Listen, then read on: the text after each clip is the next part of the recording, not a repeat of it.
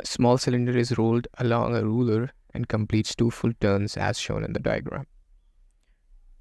Okay, what is the circumference of the cylinder? Now look, we have a cylindrical shape, okay, and it is being rolled down alongside a ruler. Now when it is rolling down, it starts from this point, which is this initial point, and it rolled down up till here, the final point. And the distance between the start and finish point is, so how we are going to measure it? We are going to measure it through the ruler. So the start point is at 1.4 and the finish point is at 10, 10.1 and 10.2. Okay, 10.2. And so the distance between these 2 points is how much? 10.2 minus 1.4 is how much? 8.8 centimeters.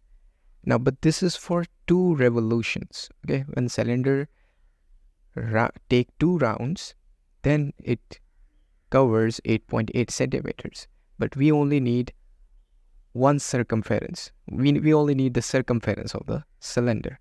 So how are we going to find it? We're just going to divide it by 8.8 divided by 2, which is 4.4 centimeter. And now, why am I dividing it? That's the concept over here.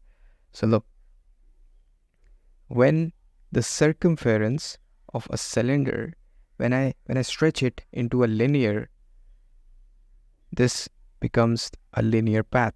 Okay, if you convert a circular motion to a linear motion, so that's how a circumference will project itself in a linear motion. And then if you take 2 of these circumference, then it will be 2 times the linear motion. Okay, and that's the point over here. If we have 4.4 each lengths, 4.4 centimeter for each length, then we are going to get the total linear length of 8.8 centimeters.